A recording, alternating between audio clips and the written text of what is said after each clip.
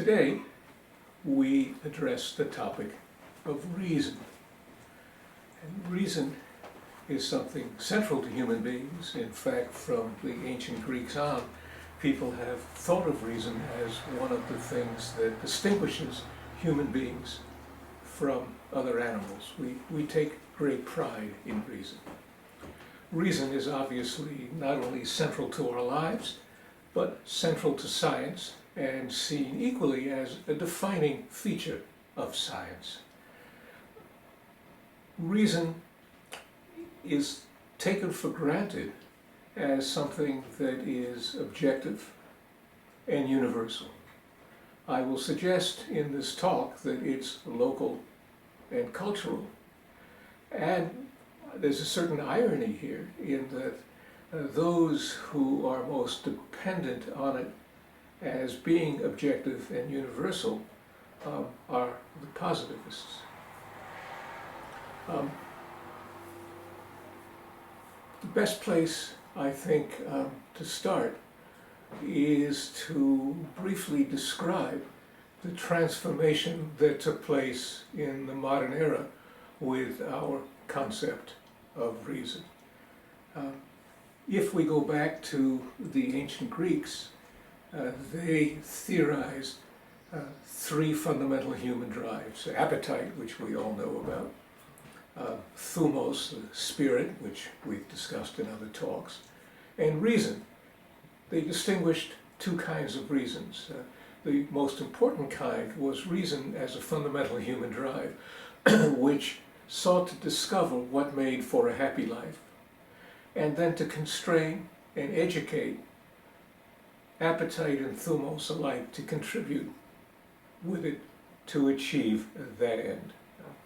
The Christians took over this understanding and saw reason as something given to human beings by God that led them to understand what virtue consisted of and to discipline themselves to follow what was God's will. The Greeks and the Christians also understood that there was something called instrumental reason, which connected means to ends, but that was a second level of reason. In the modern era, all of this changed, and reason as an end was discarded from the philosophical lexicon by Enlightenment philosophers rebelling against medieval theology. Increasingly, reason was seen as an instrumentality. David Hume would characterize this very nicely when he said it was nothing more than the slave of the passions. Max Weber would come up with the notion of instrumental rationality. And if you think about Sigmund Freud's model of the mind, we have the ego, the id, which are our appetites, and our ego, which is nothing more than instrumental rationality. It connects our appetites to the world. It tells us how we can go about satisfying them. And then Freud also has a superego, which is imposed by society, a series of don'ts. If you're hungry, you can't eat somebody else's sandwich without asking them if you can have a bite. This change is part of a wider transformation that led to the downgrading of thumos and a corresponding upward revision of appetite. And thumos, the spirit, was seen as an essential prop of the aristocracy. The search for honor and standing was understood as being the central cause of war. Appetite was theorized as something that was superior in two fundamental ways.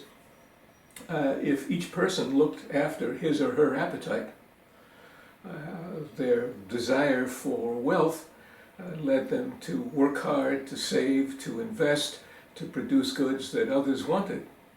collectively, at the systems level, this would have a beneficial effect. It was a way of transforming so-called private vice into public virtue. Economic development would result. Adam Smith became the great theorist of this, with the hidden hand being what led from individual behavior to collective benefits at a higher level of social aggregation. All of this was part and parcel of the emergence of the individual.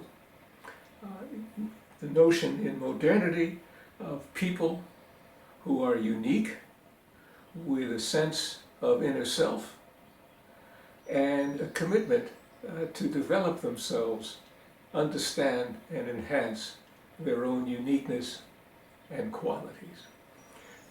If you look at paintings up until the time really of Raphael, for the most part, these representations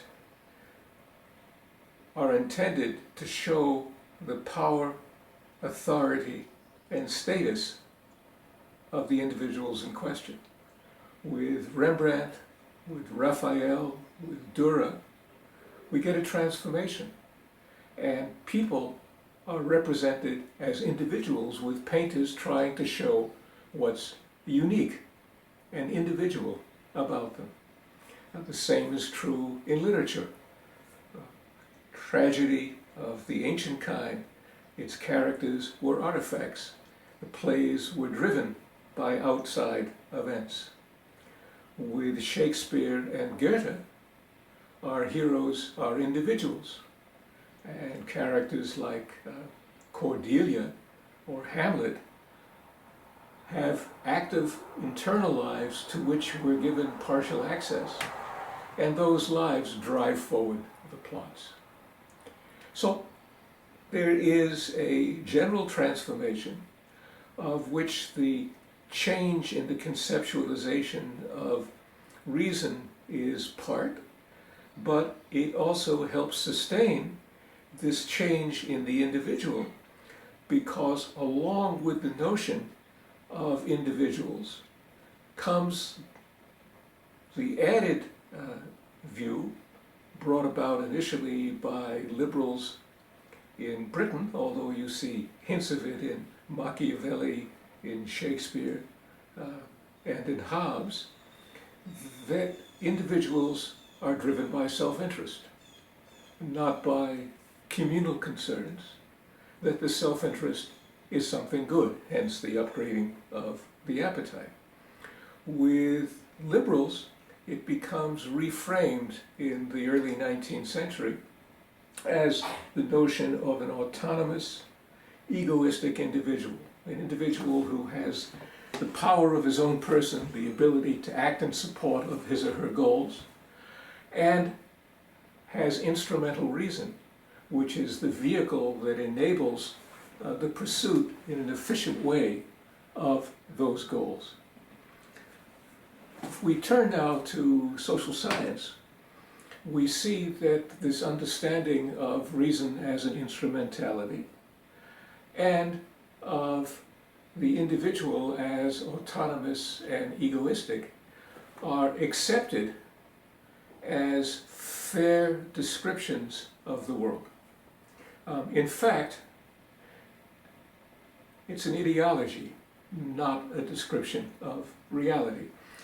I don't know about you, but anytime I've encountered somebody who only thought of his or herself and was only motivated by instrumental reason to pursue goals appealing to them, I want nothing to do with such people. They verge on being pathological. And interestingly, the description that liberalism and now social science takes for granted of how people behave, and economic man is another example of it, has the potential to become, in part, self-fulfilling. The more people go to university and read these texts and are taught by social scientists that humans are autonomous and egoistic, the more they see representations of people this way in the media, in sitcoms, in popular music, the more they act this way themselves. The more individualism in its crassest form becomes pronounced, and the less concern there is on the part of people for others and for the community as a whole. This is a tremendous political, social transformation that is characterized by modernity.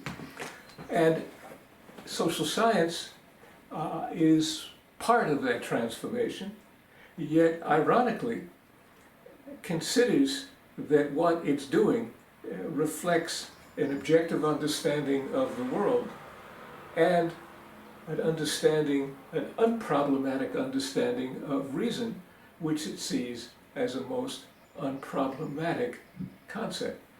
Now, where should we go with this? If you think about the implications of it for international relations theory, and you take, for example, the problem of cooperation, there are lots of realist, rationalist, and liberal arguments about what brings about cooperation. Consider the liberal arguments about the role of institutions and how institutions, by creating transparency and by offering some degree of enforcement, encourage people to cooperate and also make defection more costly by punishing them. Come to rationalist arguments where there are incentives for cooperating that are theorized by these various models. But they all assume that individuals are autonomous and egoistic. If so, why is it that they have a desire in the first place to cooperate? It's not necessarily there. In fact, it stands in the way of the underlying liberal argument. Individuals should only cooperate when they see it in their immediate interest. And yet most of us, by obeying all kinds of laws and paying taxes, do so for a whole different set of reasons that have nothing to do with short-term calculations. So the liberal arguments, at best, will tell you why institutions or certain systemic conditions will facilitate cooperation when individuals desire it, but they can't explain why that happens in the first place, and that's the most important question. And they can't explain it because the kinds of ways in which they structure people and reason, in fact, in the real world, substantively undercut cooperation. The argument here is that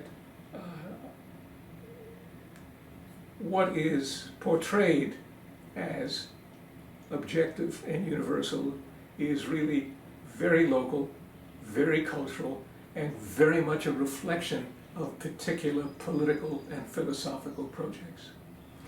For a science that purports to be free of this project, it is in fact entrapped by it.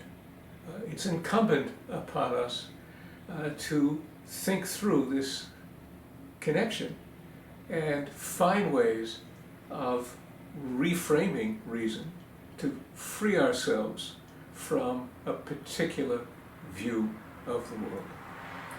Thank you.